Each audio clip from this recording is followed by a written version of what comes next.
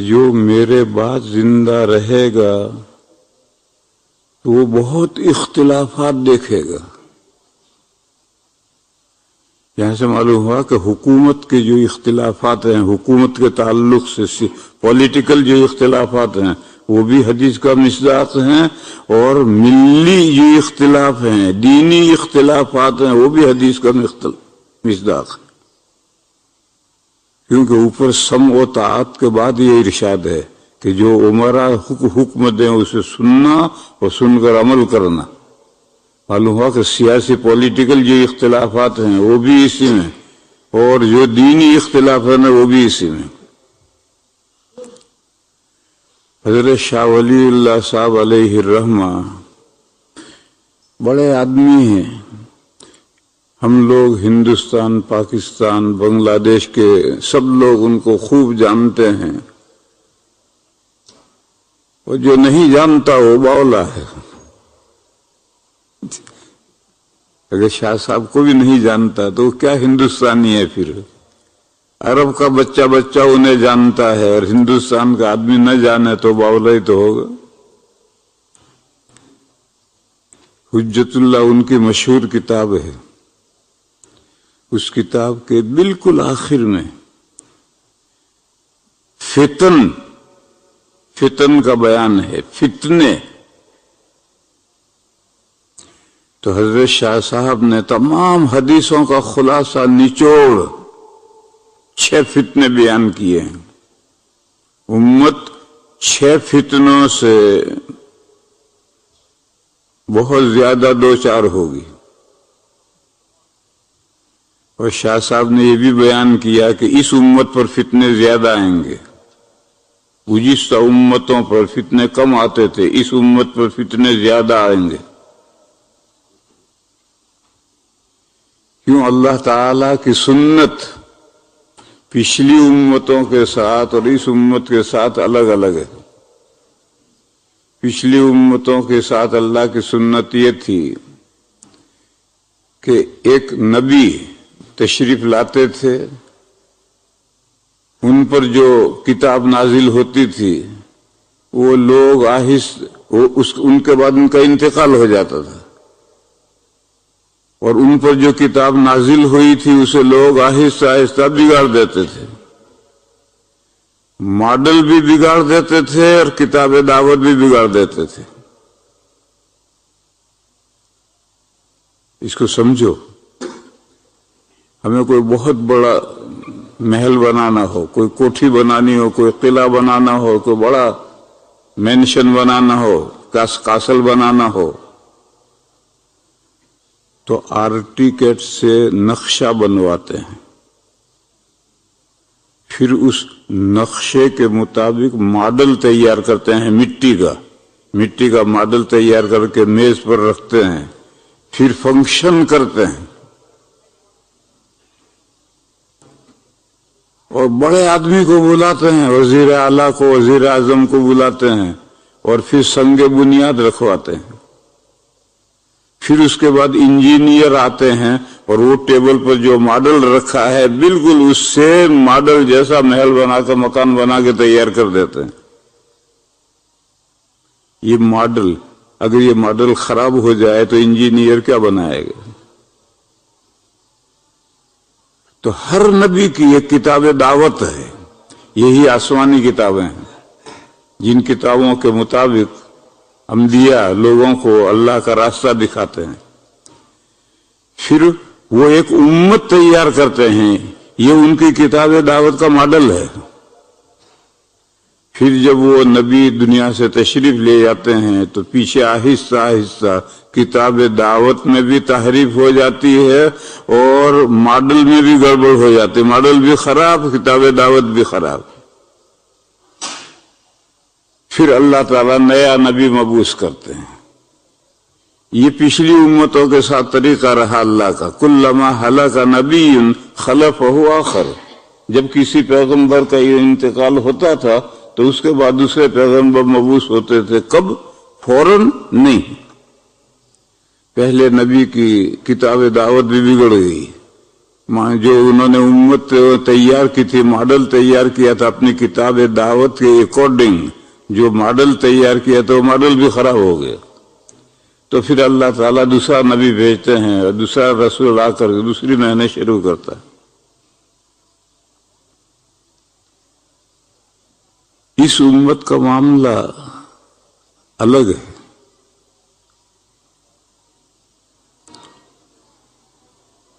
نبی پاک صلی اللہ تعالی علیہ وسلم آخری پیغمبر تشریف لائے. آپ کے بعد کوئی نیا نبی نہیں آئے گا. عیسیٰ علیہ السلام تو اتریں گے لیکن وہ نئے نبی نہیں ہیں. جیسے آپ کے اس ملک میں وزیر اعظم ہے، انڈیا کا وزیر اعظم یہاں وزیٹر کی حیثیت سے آیا تو وہ یہاں کا وزیر اعظم نہیں ہے، وہ اپنے ملک کا ہے، اور یہاں اس کے احکام بھی نہیں چلیں گے. یہاں اس ملک کا جو وزیر اعظم ہے اسی کا احکام چلیں گے. تو عیسیٰ علیہ السلام آخر زمانے میں اتریں گے تو اپنے زمانے کے نبی نہیں رہے. نہیں، نبی ہیں اپنے زمانے کے.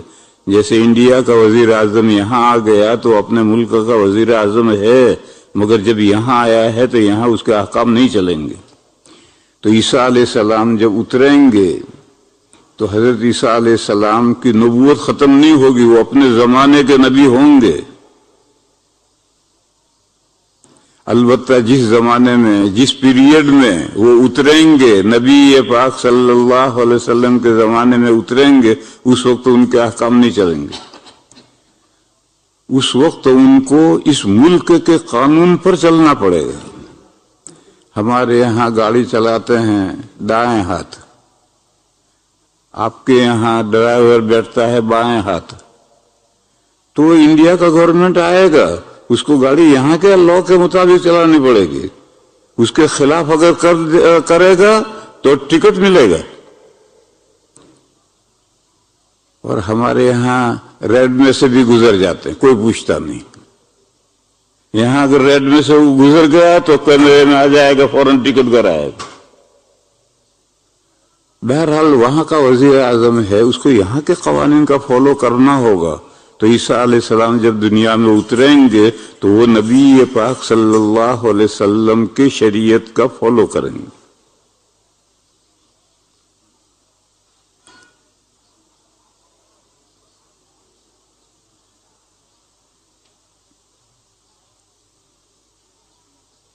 قرآن کریم میں 2 جگہ سیم آیت ہے، وَيُعَلِّمُهُ الْكِتَابَ وَالْحِكْمَةَ وَالتَّوْرَاةَ وَالْإِنْجِيلَ. اللہ تعالیٰ عیسیٰ علیہ السلام کو قرآن پاک سکھلائیں گے اور احادیث شریفہ سکھلائیں گے، اور اللہ نے ان کو تورات سکھلائی اور انجیل سکھلائی.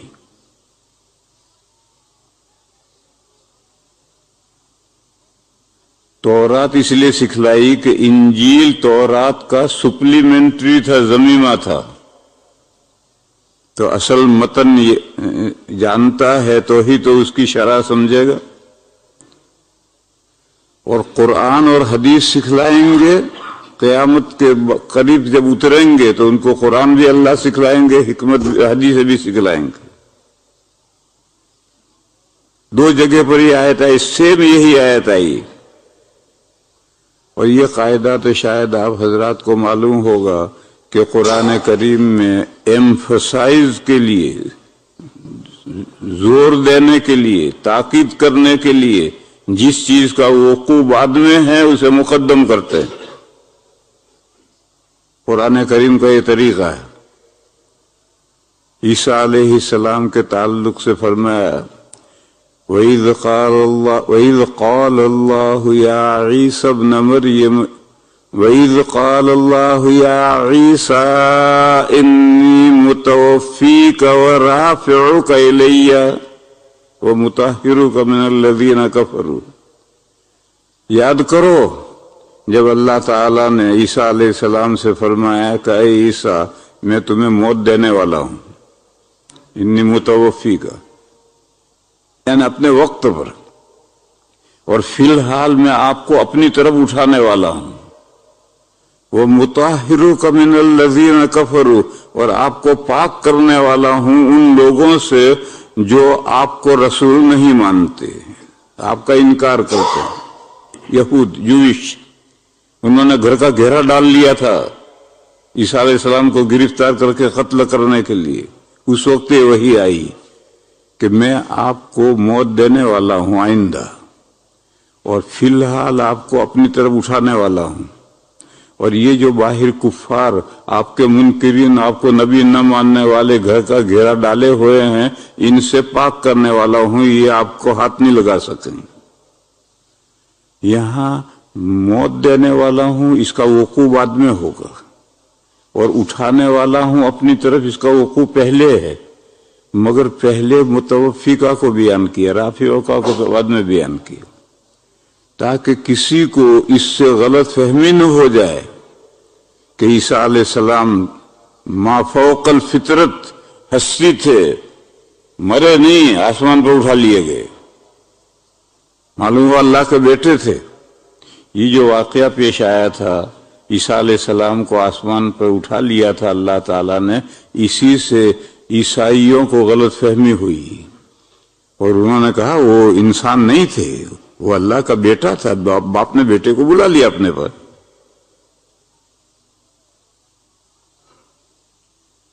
جب عیسیٰ علیہ السلام کو اٹھایا گیا تو وہاں 12 حواری بھی تھے گھر کے اندر، باہر تو دشمنوں نے گھیرا ڈال رکھا ہے، اندر عیسیٰ علیہ السلام کے ساتھ ان کے 12 صحابہ بھی ہیں، حواری مانے صحابہ، ان کے 12 سواری بھی تھے۔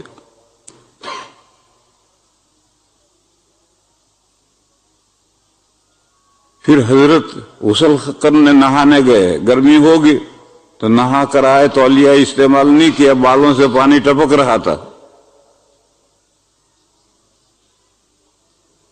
باہر تشریف لائے اور فرشتہ آیا اور یہ وحی پہنچائی کہ آپ کو بھی وقت پر موت دوں گا، فی الحال اٹھاؤں گا اپنی طرف، اور ان باہر جو لوگ آپ کے منکرین ہیں، جو آپ کو رسول نہیں مانتے، ان سے پاک کروں گا، ان کے ہاتھ آپ تک نہیں پہنچے گا۔ اور پھر ان حواریوں کے بیچ میں اٹھا لیا تو حواریوں نے دیکھا ہے، 12 حواریوں نے دیکھا ہے، ان کی آنکھوں کے سامنے عیسیٰ علیہ السلام اٹھائے گئے ہیں، گم نہیں ہوئے، غائب نہیں ہوئے۔ ایک آدمی گم ہو جاتا ہے، غائب ہو جاتا ہے، کسی نے دیکھا نہیں، تو عیسیٰ علیہ السلام گم نہیں ہوئے، غائب نہیں ہوئے، ان صحابہ 12 صحابہ کے سامنے اٹھائے گئے ہیں۔ اس لیے اسی شروع ہی سے یہ عقیدہ بگڑا کہ عیسیٰ علیہ السلام ما فوق الفطرت ہستی تھے، وہ انسان نہیں تھے۔ اگر انسان ہوتے تو سبھی انسان مرتے ہیں اور مر کر کے دفن ہوتے ہیں، اسی طرح سے عیسیٰ علیہ السلام بھی مرتے اور دفن ہوتے، اگر انسان ہوتے۔ وہ انسان نہیں تھے، وہ انسانوں سے اوپر کی بالا تر ہستی تھی، وہ اللہ پاک کے بیٹے تھے، اللہ تعالیٰ نے ان کو اپنے پاس زندہ بلا لیا۔ یہ عقیدہ پہلے سے بگڑتا ہوا آیا۔ قرآن کریم نے اس عقیدے کو رد کرنے کے لیے متوفیقہ کو پہلے بیان کیا، وَإِذْ قَالَ اللَّهُ يَا عِيسَىٰ إِنِّي مُتَوَفِّيكَ، آپ کو بھی اپنے وقت پر آئندہ میں آپ کو بھی موت دینے والا ہوں۔ جب موت دینے والا ہے تو وہ ما فوق الفطرت ہستی کہاں ہوئی؟ اور سب کو موت آئی، اسی طرح ان کو بھی موت آئے گی، البتہ ابھی کسی مصلحت سے میں تمہیں اپنے پاس اٹھا رہا۔ یہ قرآن کریم کا طریقہ ہے کہ جو چیز بعد میں واقع ہونے والی ہو اس پر زور دینے کے لیے، ایمفسائز کے لیے اس کو پہلے کر دیتے ہیں۔ میراث کی آیتیں ہیں، اس میں میراث کے احکام بیان کیے ہیں، تو 3 جگہ ایک ہی رکوع میں فرمایا من بعد وصیۃ توصون بها او دین، یہ حصہ شوہر کا، بیوی کا وغیرہ کا میت کے چھوڑے ہوئے مال میں سے پہلے وصیت پوری کرو، من بعد وصیت توصون بہا، پہلے وصیت پوری کرو۔ وصیت تہائی مال میں ترکے میں ہوتی ہے، تہائی ترکے سے زائد وصیت باطل ہے، بشرطے کہ ورثہ عاقل بالغ ہوں اور وہ اس کو نافذ نہ رکھے تو باطل ہے۔ اور اگر ورثہ عقل مند ہیں، پاگل کوئی نہیں ہے، بچے نہیں ہیں، بالغ ہیں، سمجھدار ہیں، وہ تہائی سے زائد وصیت کو بھی جائز رکھیں کہ ہمارے حصے میں سے وصیت جائز رکھتے ہیں، تو تہائی سے زیادہ بھی وصیت جائز ہے۔ پھر قرضہ، جو میت کے نام قرضہ ہے، وہ قرضہ ادا کرو، چاہے سارا مال قرضے میں چلا جائے۔ اور دیکھو مسئلہ یہ کہ قرضہ سب سے پہلے تو میت مر گئی، اس کا جو ترکہ ہے اس میں سے اس کی تجہیز و تکفین ہوگی۔ تجہیز و تکفین میں اگر وہ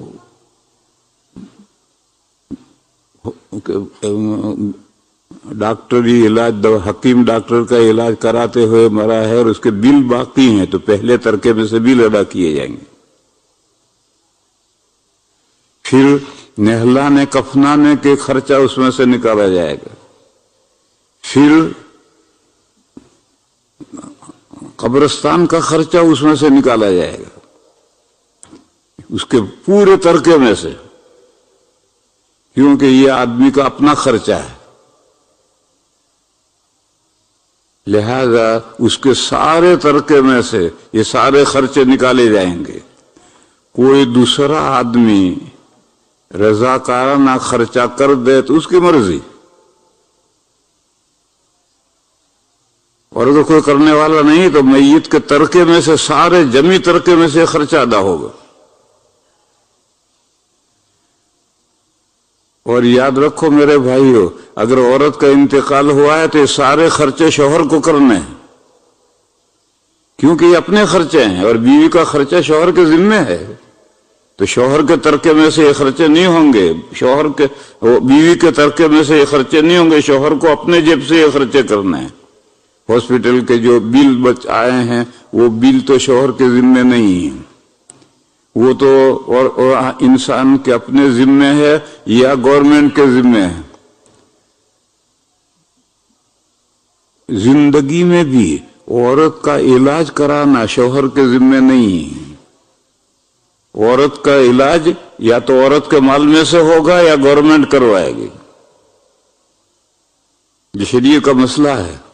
مگر یہ عرب کا مسئلہ ہے، افریقہ کا مسئلہ ہے، امریکہ کا مسئلہ ہے، برطانیہ کا مسئلہ ہے، ہمارے انڈیا کا نہیں ہے۔ ہمارے یہاں انڈیا میں تو بیچاری عورت گھر کی نوکرانی ہوتی ہے، حالانکہ عورت کے ذمے مرد کو کھانا پکا کر دینا بھی نہیں ہے، بلکہ شوہر کے ذمے یہ ہے کہ کھانا پکایا بیوی کو مہیا کرے۔ اس لیے وہاں کے مسئلے اور ہیں، یہاں کے مسئلے اور ہیں۔ اسی لیے جب مجھ سے کوئی کہتا ہے میرا اس سال حج کو جانے کا ارادہ ہے، تو میں اس سے پوچھتا ہوں اکیلا جا رہا ہے بیوی کو لے کے جا رہا ہے؟ کہ اکیلا جا رہا ہوں۔ گجرات میں تو کوئی اکیلا نہیں جاتا، گجرات والے تو بیوی کو لے کر جاتے ہیں چاہے کچھ ہو، لیکن ہمارے یہاں یو پی میں بیوی کو نہیں لے جاتے، اکیلے جاتے ہیں۔ تو میں اس سے کہتا ہوں ڈوب مر، وہ بیچاری تجھے زندگی بھر تیرے گھر میں جھاڑو دیتی ہے، کھانا پکاتی ہے، تجھے تیرے کپڑے دھوتی ہے، اور زندگی میں ایک موقع آیا حج میں لے جانے کا، وہ بھی تو نہیں لے جا رہا، اکیلا جا رہا۔ خوب جھاڑتا ہوں میں اسے۔ تو حج میں لے جانا شوہر کے ذمہ نہیں ہے، مگر وہ تو بیچاری زندگی بھر کی نوکرانی ہے، ہمارے گھر کا سارا کام کرتی ہے، بلکہ ہمارے پالنپور میں تو کھیت کا سارا کام بھی بیچاری عورت کرتی ہے۔ اور پھر زندگی میں ایک موقع آیا حج میں لے جانے کا، وہ بھی اکیلا جا رہا ہے، بیوی کو نہیں لے جا رہا۔ اس سے زیادہ بے غیرتی کی بات کیا ہو سکتی؟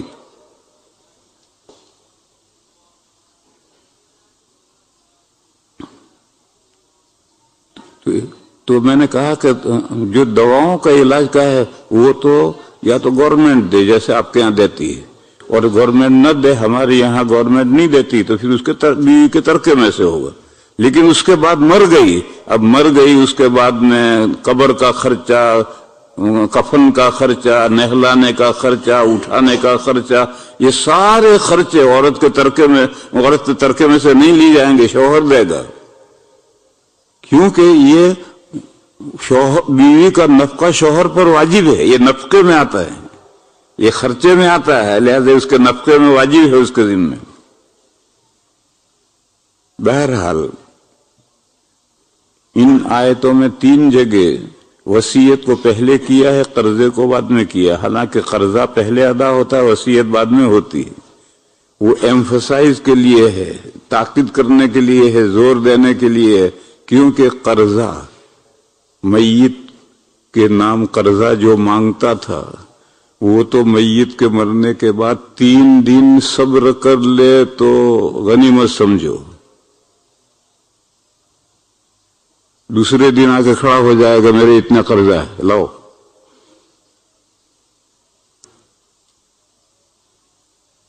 اور وصیت کی ہے کہ فلاں مسجد کو اتنا دینا، فلاں مدرسہ کو اتنا دینا، غریبوں کو اتنا دینا، تو مدرسہ کیا مانگنے آئے گا، مسجد کیا مانگنے آئے گی، غریب کیا مانگنے آئیں گے، وہ رسا دیں گے، تھینک یو، نہیں دیں گے تو صبر۔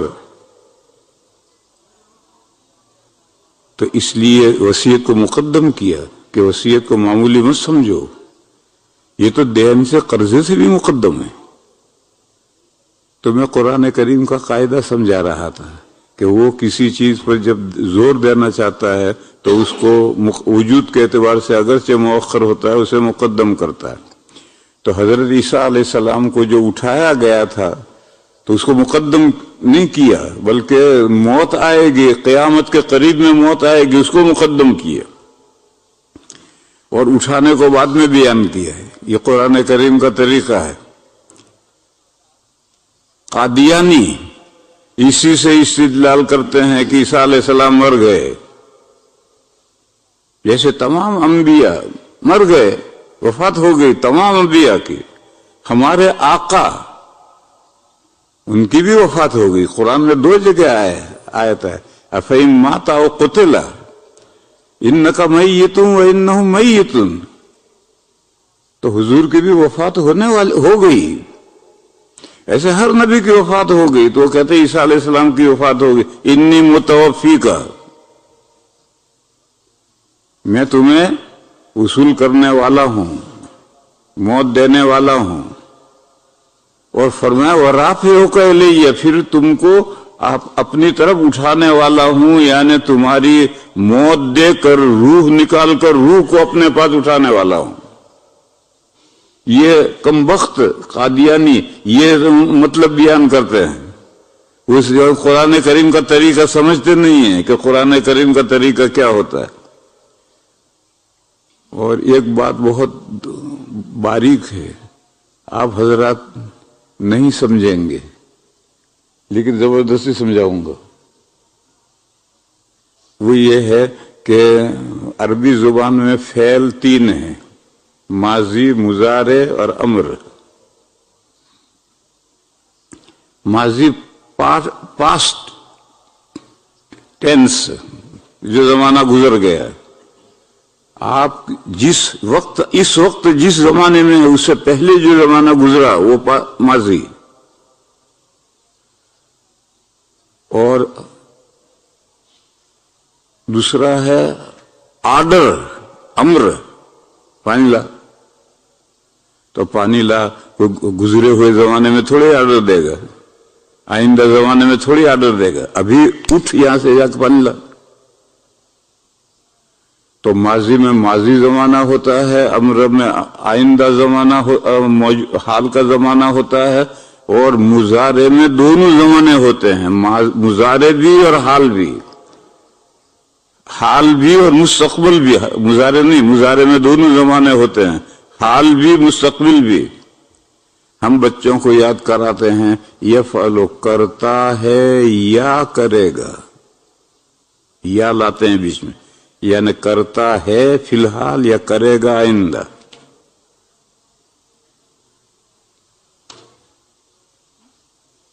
مضارع میں دونوں زمانے ہوتے ہیں مگر دونوں زمانے ساتھ نہیں ہوتے. یا تو حال لے لو تو اب مستقبل نہیں، اور مستقبل لے لو تو حال نہیں.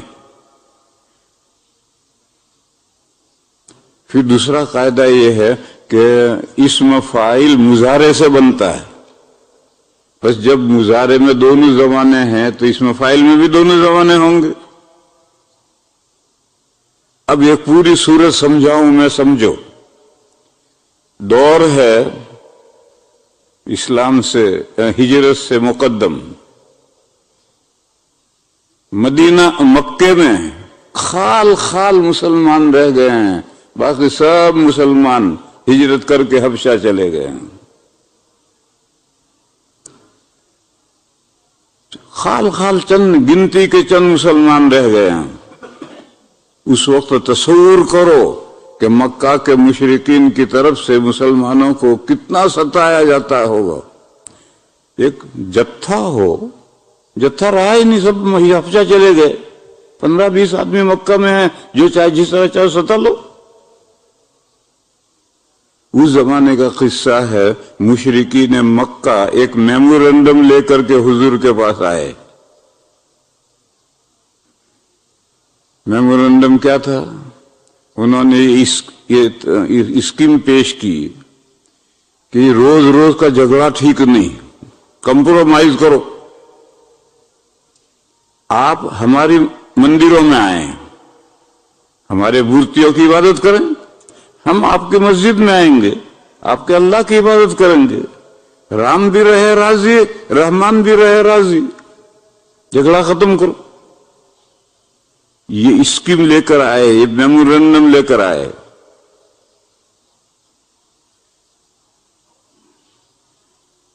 تو وہ کتنا خوش کن.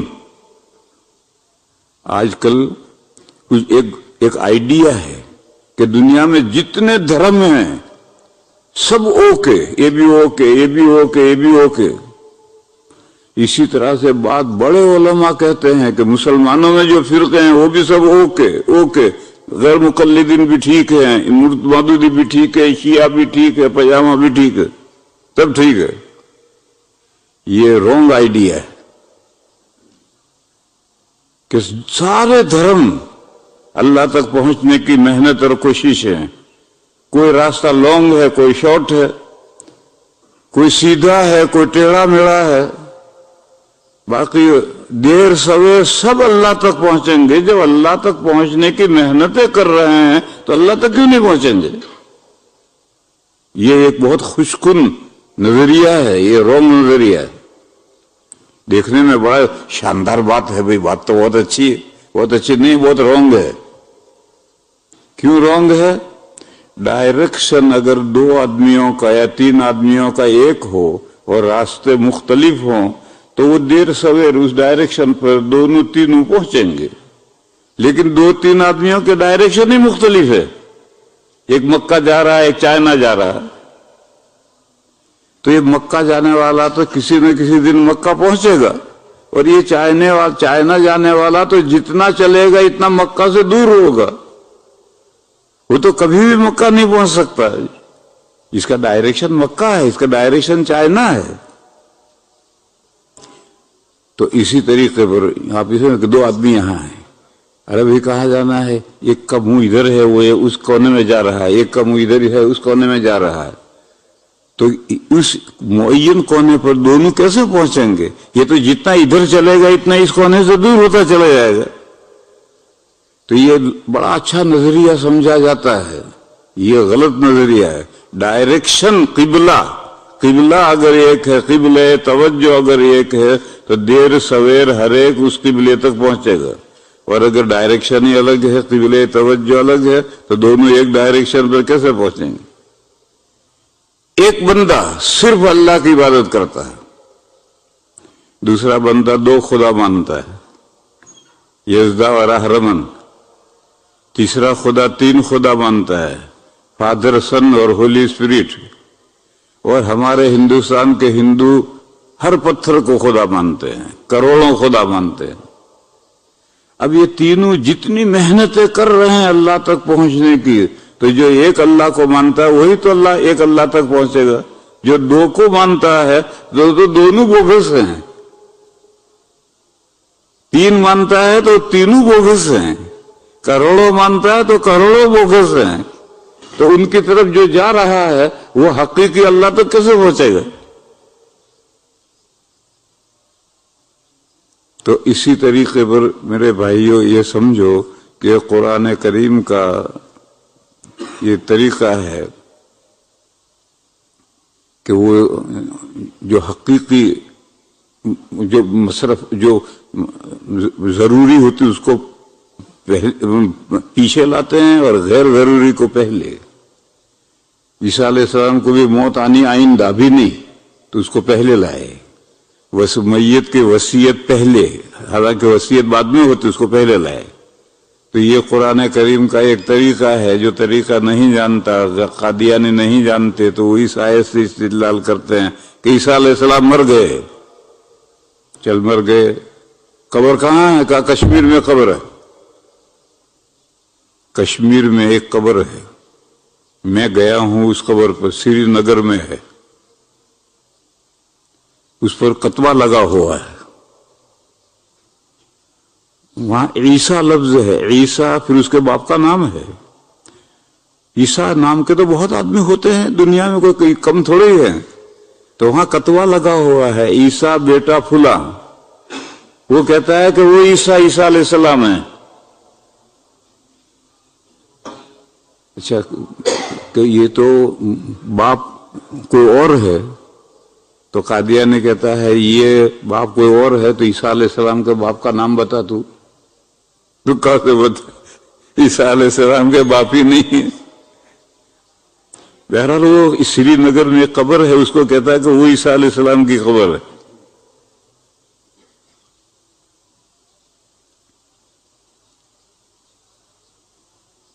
تو وہ کفار میمورنڈم لے کر آئے، بھئی کمپرومائز کرو، آپس کا جھگڑا ختم کرو، مسجد مندر کا جھگڑا ختم کرو، تم ہمارے مندر میں آؤ، ہمارے مورتیوں کی پوجا کرو، ہم تمہارے مسجد میں آئیں گے، تمہارے اللہ کی پوجا عبادت کریں گے۔ اس پر یہ سورت نازل ہوئی، قل یا ایھا الکافرون، کہہ دیجئے اے وہ لوگوں جو میرے لائے ہوئے دین کو نہیں مانتے۔ کافر کا اتنا ہی مطلب تھا، آج کل کافر گالی بن گیا ہے۔ عیسائیوں کو، یہودیوں کو اگر کافر کہو، کہ ہم کافر ہیں، ہم اللہ کے نبیوں کو مانتے ہیں، اللہ کی کتابوں کو مانتے ہیں، مرنے کے بعد جنت و جہنم کو مانتے ہیں، جزا و سزا کو مانتے ہیں، ہم کافر ہیں، مائنڈ کرتے ہیں۔ اور یہ تو کافر ہیں، ہمارے ہندوستان کے ہندوؤں کو اگر کافر کہیں تو وہ بھی مائنڈ کرتے ہیں، حالانکہ وہ کچھ بھی نہیں مانتے، نہ اللہ کی کتاب ان کے پاس ہے، نہ نبیوں کو مانتے ہیں، نبیوں کو بھی خدا مانتے ہیں، اوتار مانتے ہیں، نہ جنت مانتے نہ جہنم مانتے، جنت و جہنم اسی دنیا میں مانتے ہیں۔ وہ کہتے ہیں مرا اور فوراً دوسری جگہ پر زندہ ہو گیا، اگر اچھے کام کیے تھے تو اچھے جیون میں آ گیا، برے کام کیے تو برے جیون میں آ گیا، آوا گون۔ وہ بھی کہتے، وہ بھی کافر لفظ پسند نہیں کرتے، اگر ہم ان کو کہیں کافر تو وہ کہتے ہیں ہم کافر ہیں، ہم بھگوان کو مانتے ہیں، بھگوان کو ایشور مانتے ہیں۔ ایشور یعنی خالق، اللہ تعالیٰ کو خالق مانتے، اللہ کے علاوہ کسی کو خالق نہیں مانتے۔ ایشور، ایشور کے معنی ہے خالق۔ یہ جتنی مورتیاں مندروں میں ہیں ان کو خالق ایشور نہیں مانتے۔ تو کہا ہم ایشور کو مانتے ہیں، اس کو ہم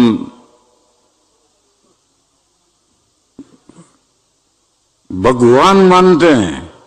بھگوان مانے معبود، بھگ کے مانے عبادت، اسی لیے جو عبادت گزار ہوتا ہے وہ بھگت کہلاتا ہے، بھگت یعنی عبادت گزار۔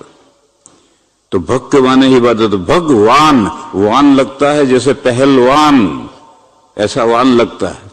تو بھگوان مانے معبود، جو ایشور ہے اسی کو معبود مانتے ہیں، کسی اور کو معبود نہیں مانتے. اور یہ مندر میں مورتیاں ہیں ان کو تو اس لیے پوجتے ہیں کہ وہ بھگوان کے نزدیک کر دیں گے. لیقربونا الی اللہ زلفا. ان کو معبود نہیں مانتے، ان کو تو اللہ تک، بھگوان تک پہنچنے کا وسیلہ مانتے ہیں، ذریعہ مانتے ہیں کہ یہ ہمیں اللہ کے قریب کر دیں گے. جب وسیلہ مانتے ہیں اور پھر اللہ کے بندے پوری دنیا میں بھگوان کی بھکتی کا ایک مندر نہیں ہے.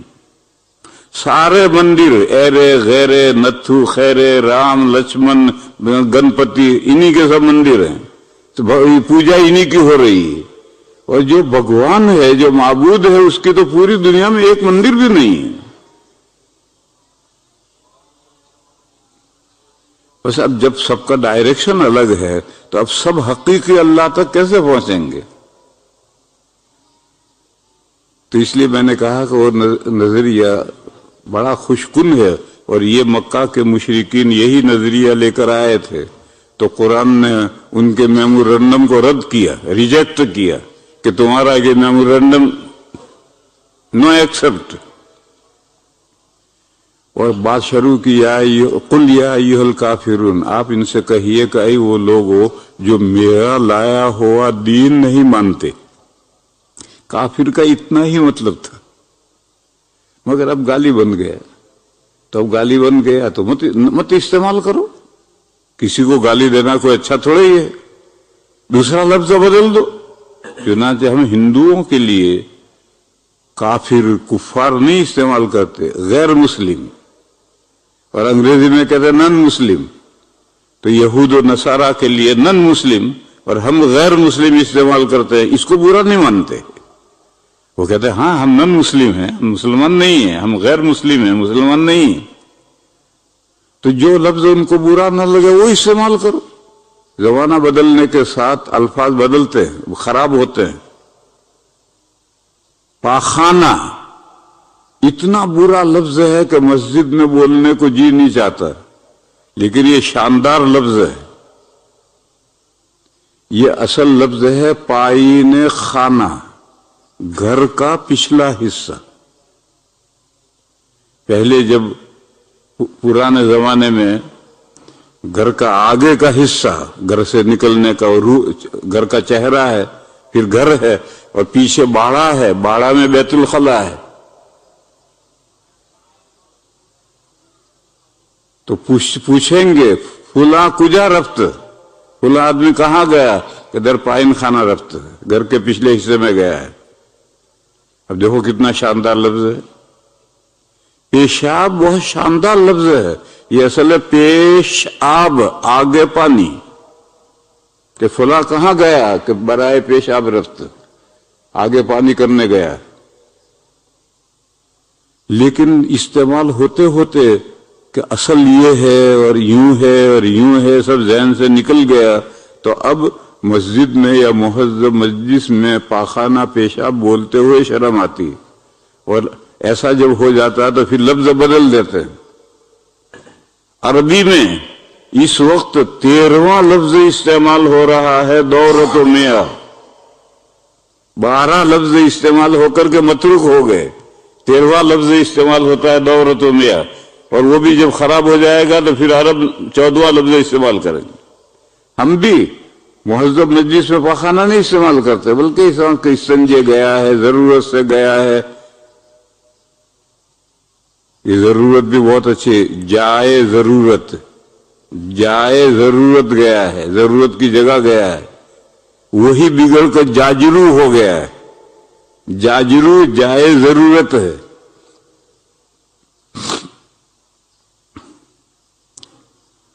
تو میں مسئلہ یہ بتا رہا تھا کہ اگر کافر لفظ کو غیر مسلم مائنڈ کرتے ہیں تو ضروری نہیں ہے کہ ہم لفظ کافر ہی استعمال کریں، یا دوسرا لفظ استعمال کریں، یا کافر لفظ کا ترجمہ کریں. تو کہیں گے کہو اے وہ لوگو جو میرا لایا ہوا دین قبول نہیں کرتے. قل یا ایھا الکافرون. پھر 2 آیتوں میں کہا فی الحال میں تمہارے مندر میں نہیں آتا، تم ہماری مسجد میں نہیں آتے. فی الحال لا اعبد ما تعبدون. یہ لا اعبد مضارع ہے اور حال کے معنی ہے. تعبدون بھی مضارع ہے اور حال کے معنی میں کہ فی الحال نہ میں تمہارے مندر میں آتا ہوں نہ تم ہماری مسجد میں آتے ہو.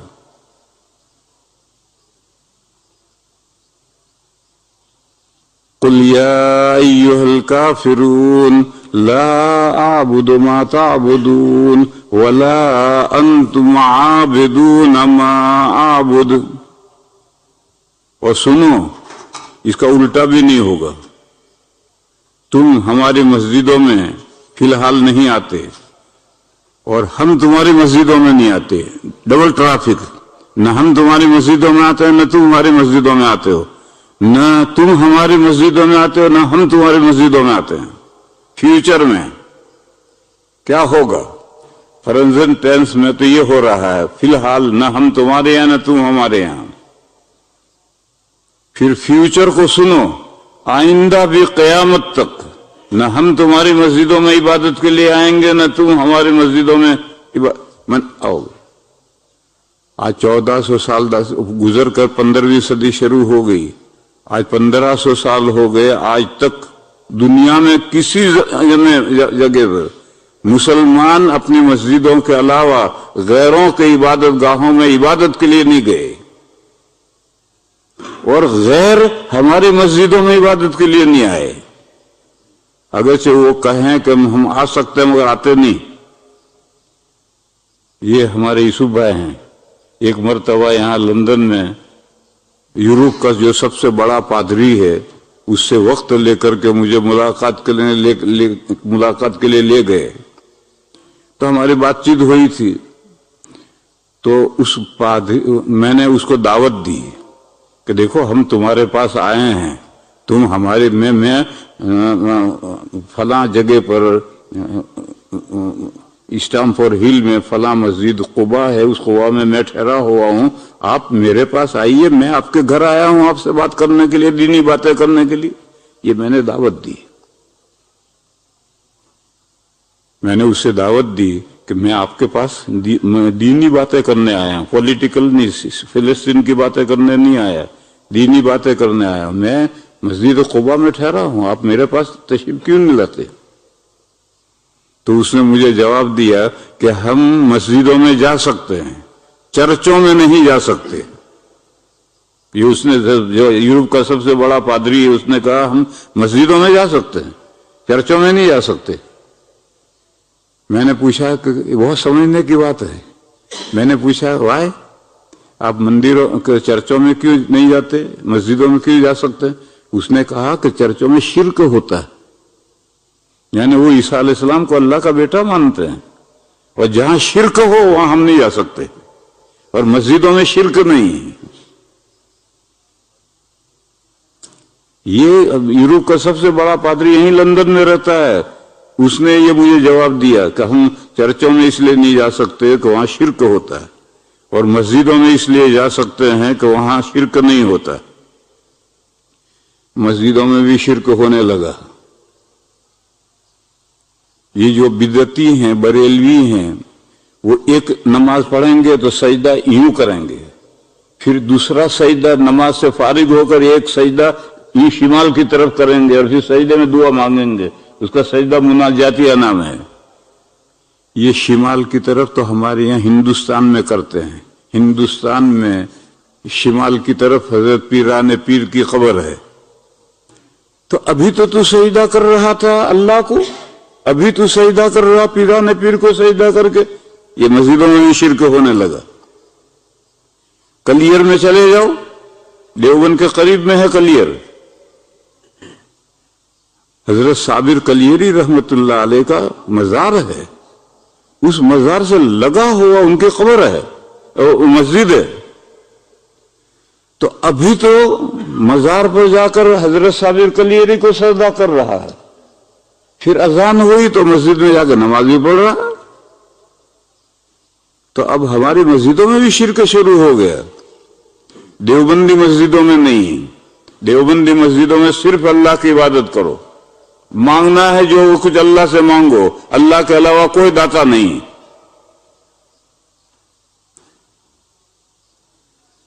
تو اس پادری نے ربائی نے یہ کہا مجھ سے کہ ہم چرچوں میں نہیں جا سکتے، اس لیے کہ وہاں شرک ہوتا ہے، عیسیٰ علیہ السلام کو اللہ کا بیٹا مانا جاتا ہے، اور مسجدوں میں ہم آ سکتے ہیں، وہاں کوئی شرک نہیں ہوتا، مگر آج تک آیا نہیں۔ کہا کہ ہم آ سکتے ہیں مگر آیا نہیں۔ ہم تو گئے اس کے گھر، اور گھر جا کر سب سے اس سے گفتگو کی، میں نے باقاعدہ وقت لے کر جا کر گفتگو کی، مگر وہ آج تک نہیں آیا ہے۔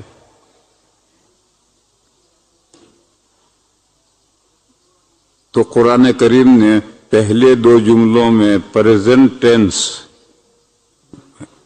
مانا ہے، مضارع میں بھی ہے اور اسم فاعل میں بھی، کہ فی الحال نہ تم ہماری مسجدوں میں آتے ہو نہ ہم تمہارے مندروں میں آتے ہیں، اور فیوچر میں بھی ایسا کبھی نہیں ہوگا۔ آج 1500 سال گزر گئے، دنیا کی پوری دنیا کی چپے چپے پر کوئی ایک مثال نہیں ہے کہ مسلمان مندروں میں گئے ہوں یا غیروں کے عبادت گاہوں میں گئے ہوں عبادت کرنے کے لیے۔ رنگون شہر میں ایک پگوڑا ہے، جیسے یہ چرچ کہلاتے ہیں، یہ سینیگوگ کہلاتے ہیں، یہ بدھسٹ جو ہیں وہ اپنی عبادت کی جگہ کو پگوڑا کہتے ہیں۔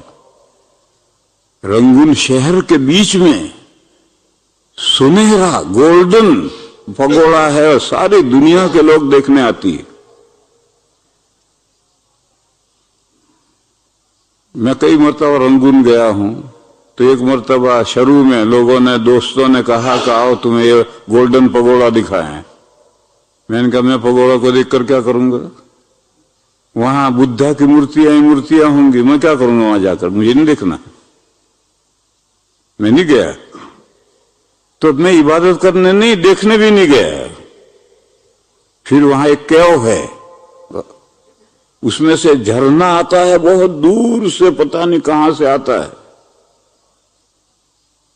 تو لوگوں نے کہا کہ آؤ چلو یہ جھرنا دکھا۔ میں نے کہا چلو، مجھے اس کا شوق ہے، نیچرل ویو دیکھنے کا شوق ہے۔ میں نے کہا چلو دکھاؤ۔ اب کوئی شوق نہیں رہا نیچرل ویو دیکھنے کا۔ پہلے شوق تھا جب جوان تھا، اب تو بڈھا ہو گیا، اب تو موت کی تیاری کر رہا، اب کوئی شوق نہیں رہا میرے اندر۔ تو میں نے کہا چلو، تو چلے۔ تو بیچ میں جھرنا آ رہا ہے، دونوں طرف بدھا بدھا بدھا، مورتیاں مورتیاں مورتیاں، ہر 10 قدم پر مورتی، 10 قدم پر مورتی۔ تھوڑی دیر تک تو میں گیا، پھر میں نے کہا کہ مجھے جھرنا نہیں دیکھنا، مجھے واپس لے چلو، مجھے نہیں دیکھنا۔ یہ جھرنا ہے یا بت خانہ، بت کدا ہے؟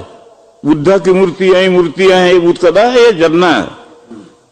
تو ہم تو دیکھنے کے لیے بھی نہیں جاتے۔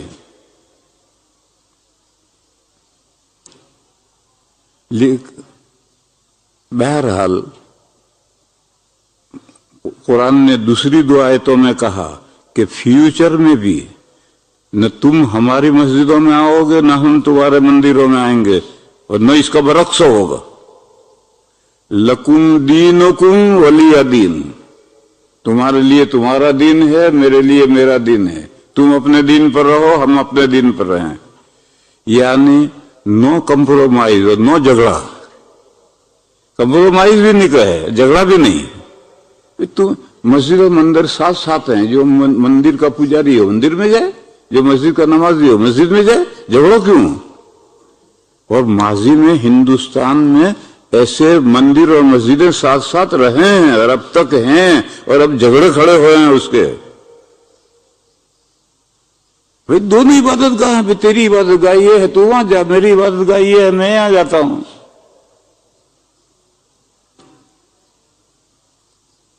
میں جس محلے میں رہتا ہوں، میرا گھر، اس کی چھت، اس چھت سے 25 میٹر کے فاصلے پر مندر ہے۔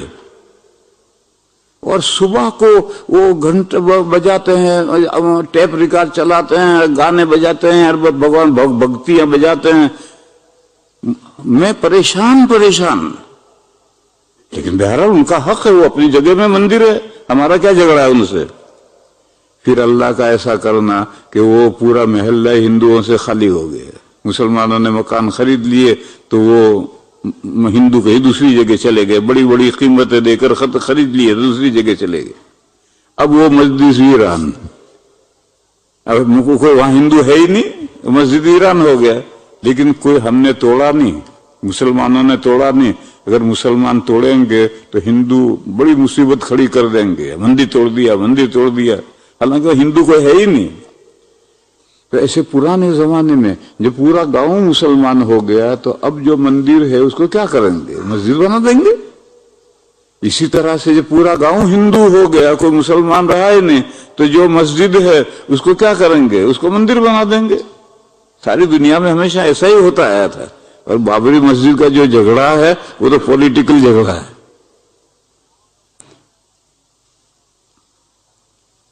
تو میرے بھائیوں، یہ کہا لکم دینکم ولی دین، تمہارے لیے تمہارا دین، میرے لیے میرا دین.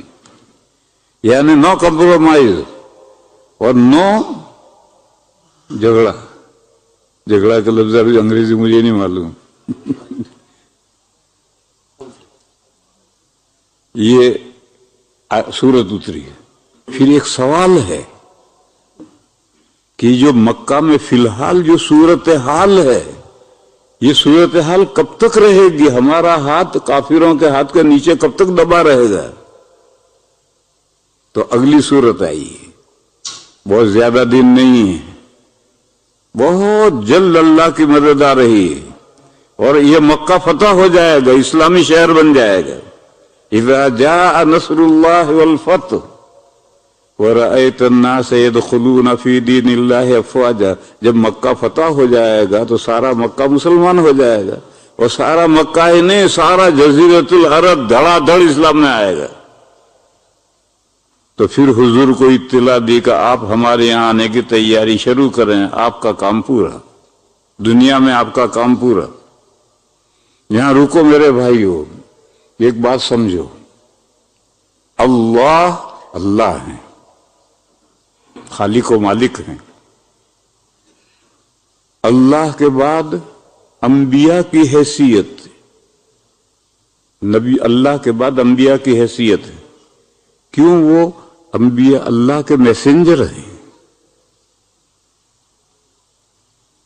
گزشتہ ادوار میں یہیں تک تھا اللہ اور رسول، اللہ اور رسول، لا الہ الا اللہ، موسیٰ رسول. لیکن نبی پاک صلی اللہ علیہ وسلم آخری نبی کا زمانہ آیا تو اب صورتحال بدلی. اللہ کے میسنجر حضور اور حضور کے میسنجر صحابہ. جیسے حضور اللہ کے میسنجر ہیں، صحابہ حضور کے میسنجر ہیں، اور ساری دنیا میں دین لے کر صحابہ پہنچے ہیں، حضور نہیں گئے. حضور تو جب جزیرۃ العرب میں کام پورا ہوا تو اطلاع آئی فسبح بحمد ربک واستغفرہ انہ کان توابا. اب آپ ہمارے یہاں آنے کی تیاری کریں، جزیرۃ العرب کے لوگ دھڑا دھڑ اسلام میں آنے لگے تو آپ کا کام پورا ہوا. ایک حدیث ہے بہت اعلیٰ درجے کی. حضرت معاذ رضی اللہ تعالیٰ عنہ کو حضور نے یمن بھیجا تو وہ گھوڑے پر ہیں، حضور ساتھ میں پیدل چل رہے ہیں، ان کو رخصت کرنے کے لیے جا رہے ہیں. حضور نے پوچھا معاذ تم وہاں گورنر بن کر جا رہے ہو، فیصلے کیسے کرو گے؟ تو انہوں نے کہا یا رسول اللہ قرآن کریم کو سامنے رکھوں گا اور اللہ کی کتاب کے مطابق فیصلے کروں گا. حضور نے پوچھا کہ اگر کوئی مسئلہ قرآن کریم میں نہ ملے تو انہوں نے کہا کہ یا رسول اللہ پھر آپ کی سنت، آپ کے طریقے کو، حدیث لفظ نہیں ہے، آپ کی سنت، آپ کے طریقے کو سامنے رکھ کر کے سنت کے مطابق فیصلہ کروں گا. حضور نے پوچھا کہ معاذ اگر میرے طریقے میں یعنی وہ حدیث ہے جو سنت ہیں ان میں بھی اگر تمہیں کوئی سولوشن نہ ملے تو حضرت معاذ نے کہا کہ میں پھر قرآن و حدیث میں غور و فکر کروں گا اور اپنی پوری محنت خرچ کروں گا، ذرا کوتاہی نہیں کروں گا، اور مسئلہ قرآن و حدیث میں مستنبط کر کے فیصلہ کروں گا۔ تو حضور نے فرمایا الحمدللہ الذی وفق رسول رسولہ الی ما یحب و یرضی۔ اللہ نے فرمایا خدایا تیرا شکر ہے، تو نے اپنے میسنجر کو وہ بات سجھا دی جو تجھے پسند ہے، تیرے رسول کو پسند ہے۔ طریقہ یہی ہے، قرآن میں مسئلہ ہے تو وہاں سے فیصلہ کرو، نہیں تو سنت سے فیصلہ کرو، نہیں تو قرآن و حدیث میں سے غور کر کے استنباط کرو، فقہ قیاس کر کے فیصلہ کرو۔ طریقہ یہی ہے۔ یہاں حضور نے فرمایا الحمدللہ الذی وفق رسول رسولہ، اپنے میسنجر کو۔ معلوم ہوا نبی پاک صلی اللہ علیہ وسلم کی بعثت دوہری ہے، جزیرت العرب کی طرف اللہ کی طرف سے حضور مبعوث ہیں، اور پھر حضور کی طرف سے صحابہ پوری دنیا کی طرف مبعوث ہیں۔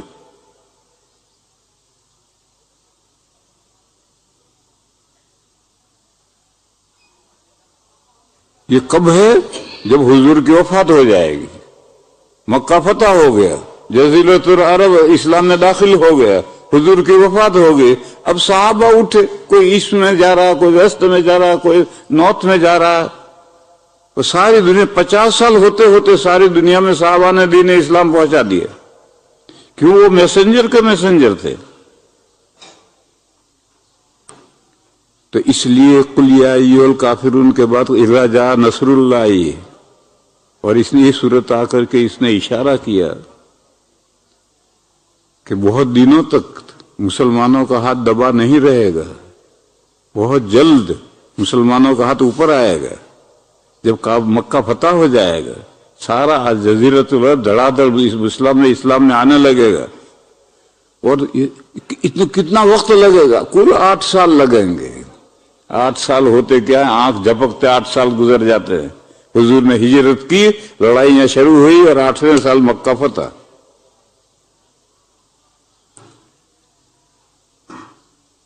پھر سوال پیدا ہوا کہ جب مکہ فتح ہو جائے، جس وقت یہ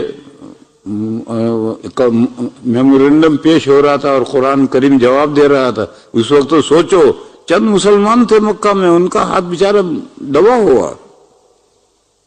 تو یہ تصور سے بالاتر کہ ایک وقت آئے گا کہ یہ چند آدمی ہیں حضور کے ساتھ، یہ مکہ فتح کر لیں گے، وہ سارا مکہ دیکھتا ہوا رہ جائے گا۔ ایسا کیسے ہو جائے گا؟ یہ مکہ کے جو گرو گھنٹال ہیں چودھری، ملینر بلینر، تم فرنیچر غریب کھانے کو تمہارے پاس نہیں ہے، یہ تم مکہ فتح کر لو گے، ارے بلینر ٹریلین سب یہ دیکھتے رہ جائیں گے۔ تو اگلی صورت آئی تبت یدا ابی لہب وتب۔ ابو لہب، یہ ابو لہب سے مراد ہے مکہ کا سب سے بڑا ریچ مین۔ کہتے ہیں یہ حضور کا چچا ہے، کہتے ہیں کہ اس کے پاس سونا گولڈ اتنا تھا کہ جس کمرے میں وہ گولڈ تھا اس کمرے میں جاؤ تو سارا کمرہ بھڑکتا ہوا معلوم ہوتا تھا۔ لہب کے معنی بھڑکنا۔ تو فرمایا یہ ابو لہب کے دونوں ہاتھ ٹوٹیں گے، تبت یدا ابی لہب و تب، وہ خود بھی ہلاک ہوگا۔ یعنی یہ بلینر، ملینر، یہ ٹریلینر، یہ سب ستیہ ناش ہو جائے گا، ان کی دولت ان کے کچھ نہیں کام آئے گی، اور مکہ فتح ہو جائے گا۔ فرمایا تبت یدا ابی لہب وتب ما اغنی عنہ مالہ وما کسب، نہ اس کا پہلے سے جمع شدہ مال کچھ کام آئے گا، نہ آج اس نزول آیت کے بعد جو کمائے گا وہ بھی کچھ نہیں کام آئے گا۔ اور سب اور وہ نہیں، اس کے ہیلپر، اس کی بیوی جو سوختہ لاتا ہے وہ سوختے ہی میں رسی میں مر جائے گی، اس کا پیسہ کمایا ہوا یہ ابو لہب کے ریچ مین کے کچھ کام نہیں آئے گا۔ یوں تبت یدا آئی ہے۔ پھر سوال پیدا ہوا کہ ارے ایسا کون کر دے گا؟ بظاہر تو یہ تو محال نظر آتا کہ حضور کا شوہرہ اتنا ہو جائے، چند آدمی مسلمان اتنے ہو جائے کہ مکہ فتح کر دے، سارا جزیرۃ عرب ختم ہو جائے، مکہ کے سارے چودھری مر جائیں، یہ کیسے ہو جائے گا؟ اگلی صورت ہے قل هو اللہ احد، کہہ دو کہ اللہ ایک ہے، اللہ الصمد، وہ بے نیاز ہے، وہ سب کچھ کر سکتا ہے، ان سب چودھریوں کو تباہ کرے گا اللہ جو صمد ہے۔ یوں یہ چار صورتیں ایک سلسلے کی کڑی ہیں۔ میمورینڈم اس کا جواب سے اشکال پیدا ہوا، اس کا لیے نصر، اس پر اشکال پیدا ہوا تبت یدا، اس پر اشکال پیدا ہوا صمد، یہاں آ کر یہ سلسلہ ختم۔ پھر اس کے بعد کا جو مضمون ہے وہ میں نے پہلے سمجھایا ہے کہ 5 دشمن، یہ جو مکہ والے دشمن ہیں، اس دشمنوں سے تو ہم 2 ہاتھ کر لیں گے، لیکن 5 دشمن ایسے ہیں کہ ان سے مقابلہ اللہ کی پناہ کے علاوہ نہیں ہو سکتا۔ یہ مضمون پہلے میں نے بتایا تھا۔ اس مضمون کے بعد یہ مضمون کیوں آیا؟ یہ مکہ کے جو دشمن ہیں ان سے تو ہم 2 ہاتھ کر لیں گے، یہ تو اوپن دشمن ہیں، لیکن 5 دشمن ہڈن ہیں، ان سے نمٹنا آسان نہیں ہے۔ اس سے نمٹنے کے لیے اللہ کی پناہ لینا ضروری ہے۔ وآخر دعوانا ان الحمدللہ۔